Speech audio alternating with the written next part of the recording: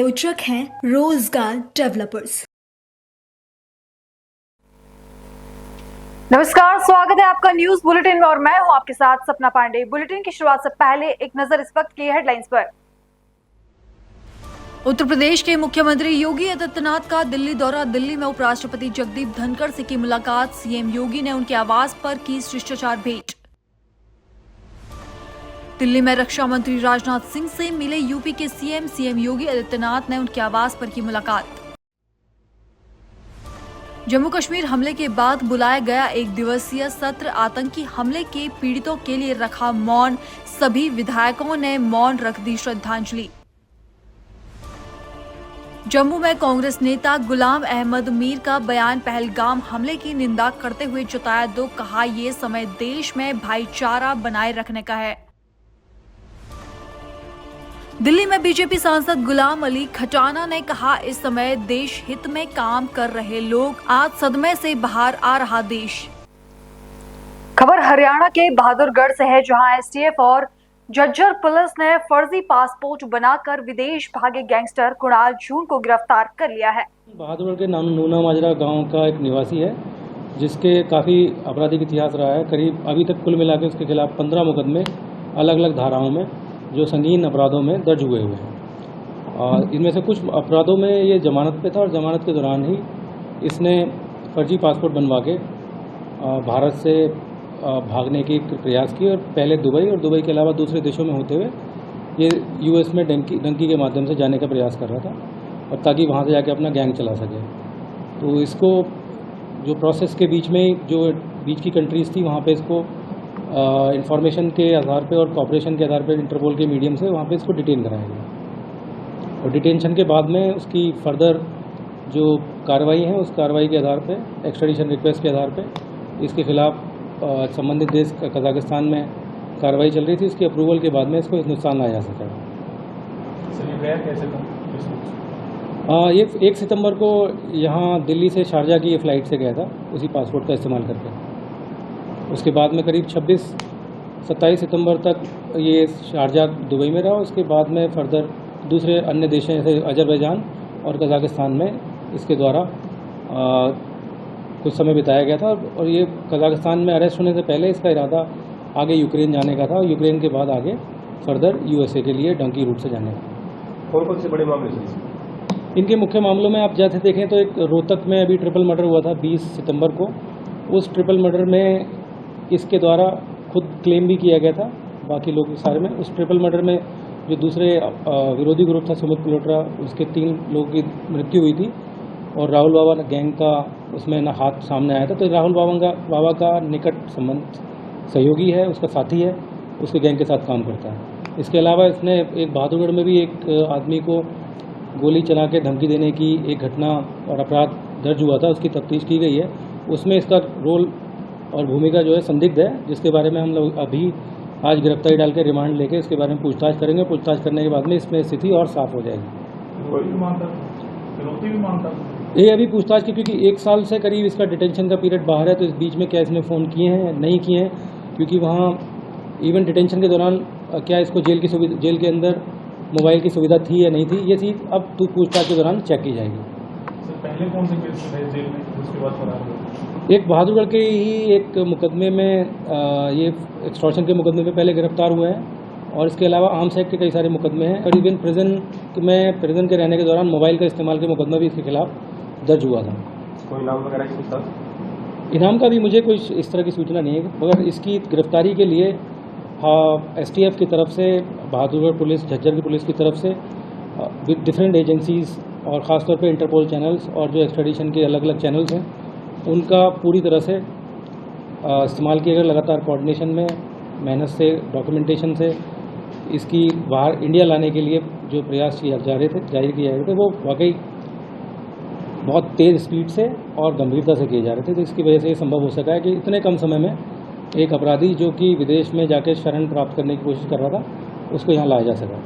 Sir, crime में आने से पहले प्रोफाइल क्या, जैसे क्या कितना पढ़ा लिखा है, क्या दिया करता है?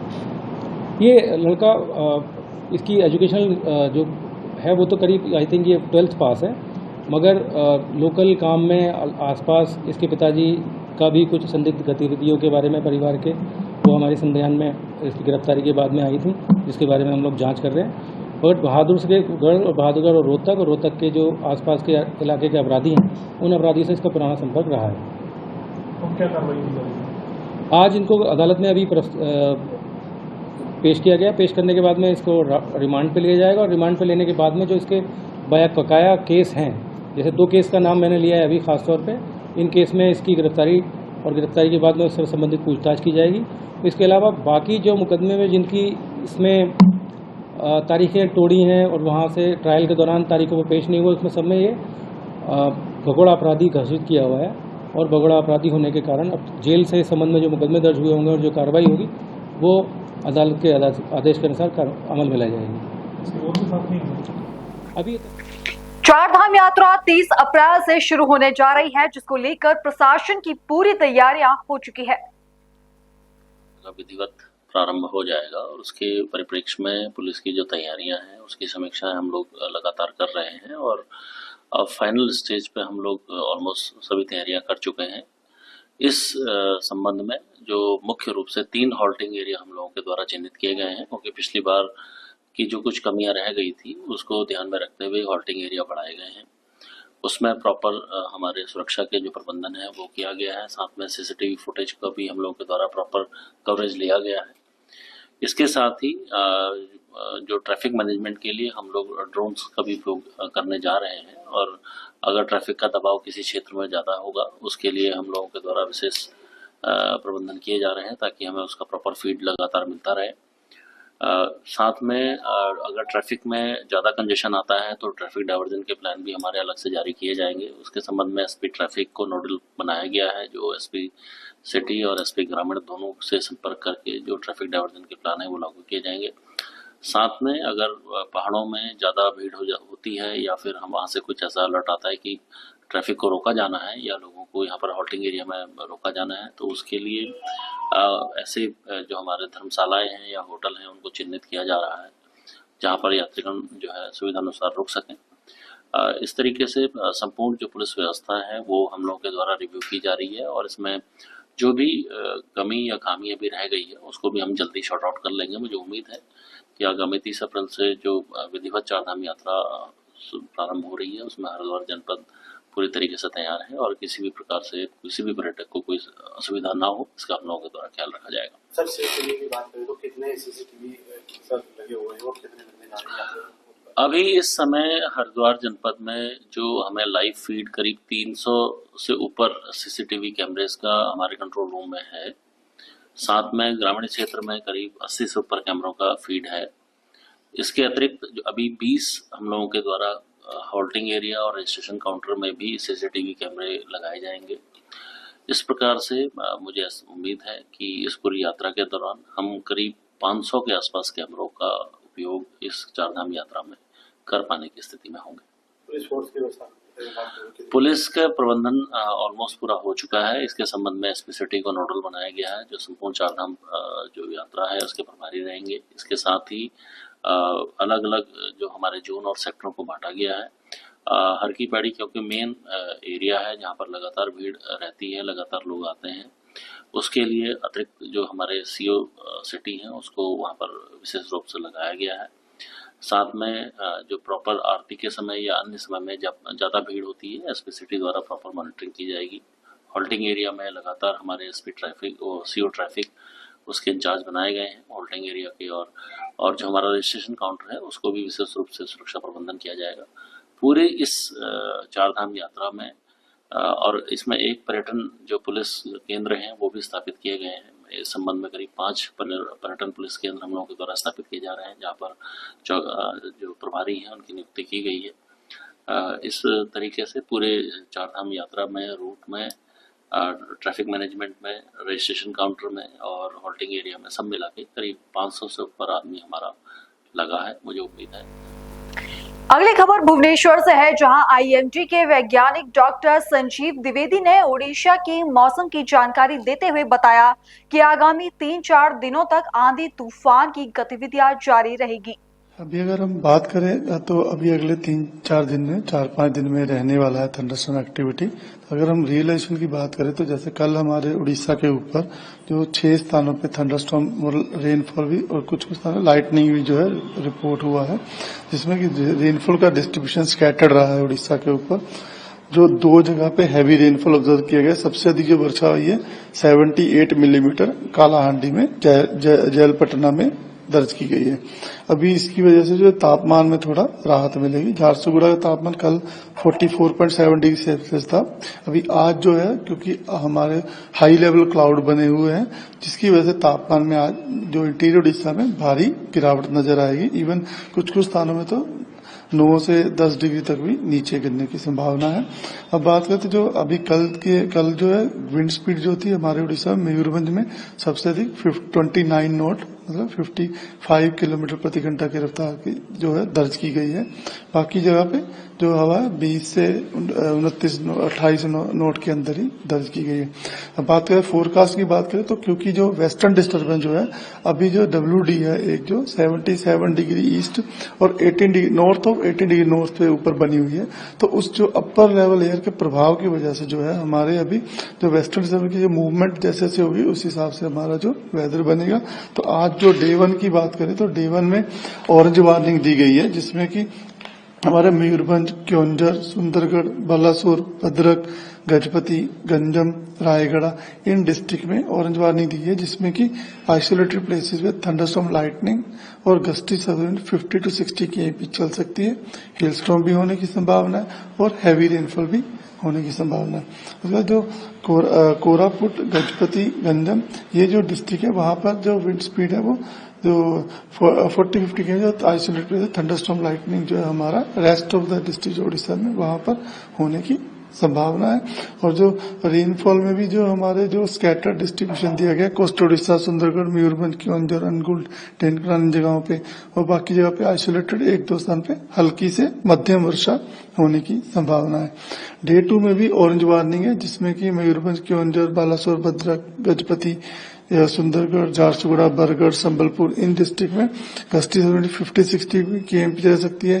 हेलस्टॉर्म भी होने की संभावना है और हैवी रेनफॉल की संभावना कम लग रही है। उसके बाद बाकी जो हमारा उड़ीसा का बचा हुआ डिस्ट्रिक्ट है वहां पर भी गस्टी सर्विंड हमने 40 to 50 km दे के रखी हुई है येलो वार्निंग के अंदर। डे 3 में जो है ऑरेंज वार्निंग है, फिर से गस्टी 50-60 km हेलस्टॉर्म रहने का संभावना है, हैवी रेनफॉल रह सकती है और thunderstorm with lightning isolated pockets में हो सकती है, जिसमें मयूरभंज, क्योंझर, बालासोर, भद्रक ये डिस्ट्रिक्ट शामिल है। फिर येलो वार्निंग जहां हैवी रेनफॉल की संभावना है और 40 to 50 km रह सकती है। ऑरेंज में भी हैवी रेनफॉल की संभावना है, केंद्रपाड़ा, जाजपुर, ढेंकनाल, अनुगुल, देवगढ़, सुंदरगढ़ और गजपति डिस्ट्रिक्ट। बाकी जगह जो बचा है उड़ीसा वहां पे येलो वार्निंग दी गई है, गस्टी 30 to 40 km रह सकती है। इसकी वजह से डे 4 में जो हमारा 30 तारीख को जो 29 तारीख को जो isolated TSLT plus gusty 50-60 km रह सकती है, हैवी रेनफॉल की संभावना है। वार्निंग येलो रखी हुई है अभी सुंदरगढ़, क्योंझर, मयूरभंज, बालासोर, भद्रक, जाजपुर, अनुगुल, ढेंकनाल, नयागढ़, गंजम और यहाँ येलो वार्निंग दी गई है, वहाँ गस्टी 40-50 km रह सकती है। थंडरस्टॉर्म लाइटनिंग आइसोलेटेड से हो सकता है। कटक, जगतसिंहपुर, केंद्रपाड़ा, खुर्दा, पुरी, गजपति, कोरापुट, रायगढ़ और कंधमाल डिस्ट्रिक्ट में। इस बार डे 5 में भी जो हमारा 30th को भी जो है वेदर बना रहने की संभावना है। 1 तारीख का थोड़ा राहत मिलने की संभावना वेदर से। उसमें अगर नॉर्थ कोस्ट उड़ीसा, मयूरभंज, क्योंझर, अनुगुल, ढेंकनाल, सुंदरगढ़, संबलपुर, झारसुगुड़ा, कोरापुट इन डिस्ट्रिक्ट में हैवी रेनफॉल की संभावना है। गस्टी 50 to 60 km रह सकती है। आइसोलेटेड प्लेसेस थंडरस्टॉर्म लाइटनिंग और लाइट टू मॉडरेट रेनफॉल होने की संभावना है। बाकी येलो वार्निंग में जो हमारा साउथ कोस्ट उड़ीसा, देवगढ़, बूंद, कंधमाल, रायगढ़, मलकानगिरी ये सब डिस्ट्रिक्ट है जहां पे गस्टी 40-50 km रह सकती है। बाकी जो रेनफॉल का डिस्ट्रीब्यूशन है फेयरली वाइडस्प्रेड डिस्ट्रीब्यूशन रहने की संभावना है। जैसे सिस्टम आगे मूव करेगा उसके बाद थोड़ा राहत मिलेगी। आज से जो हमारा हीट वेव वगैरह है उसके राहत मिली है लोगों में। आज तापमान जो है काफी नीचे गिर गए। आने वाले दिनों में भी तापमान आज जो है 24 आवर के लिए 3 से 5 डिग्री से ऑन ओवर उड़ीसा का टेम्परेचर नीचे जाएगा। जैसे मैंने कहा कहीं कहीं जगह पे 8 से 9 डिग्री टेम्परेचर भी नीचे फॉल कर सकता है। इंटीरियर उड़ीसा में जैसे झारसुगुड़ा, संबलपुर ये सब डिस्ट्रिक्ट है। और इससे मतलब बाकी उसके बाद में नॉर्मल और चेंज कैटेगरी में तापमान रहेगा। अगली खबर जम्मू से है, जहां पहलगाम आतंकी हमले पर जम्मू कश्मीर विधानसभा के विशेष सत्र में जम्मू कश्मीर के मुख्यमंत्री उमर अब्दुल्ला ने कहा, हम में से कोई इस हमले से खुश नहीं है। जम्मू कश्मीर की सिक्योरिटी, जम्मू कश्मीर की सुरक्षा, जम्मू कश्मीर के लोगों की चुनी हुई हुकूमत की जिम्मेदारी नहीं है, लेकिन तब भी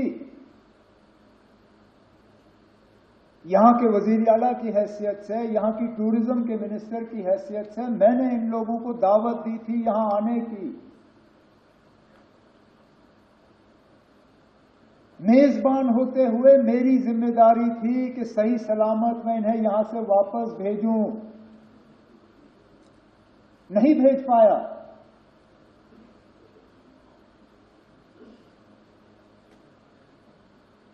और माफी मांगने के अल्फाज नहीं थे।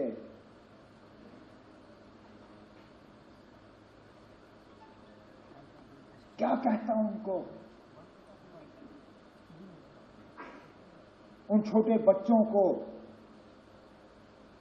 जिन्होंने अपने वालिद को खून में लपेटा हुआ देखा,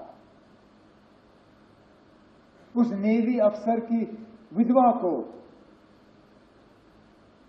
जिनको शादी हुए ही चंद दिन हुए थे,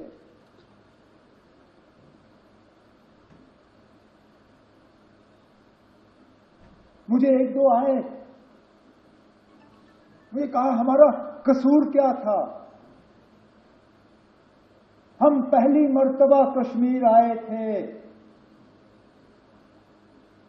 छुट्टी मनाने के लिए,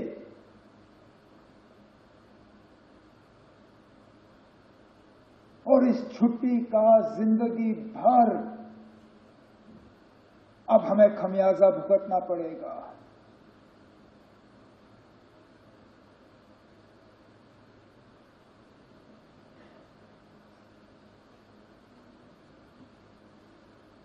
जिन लोगों ने ये किया,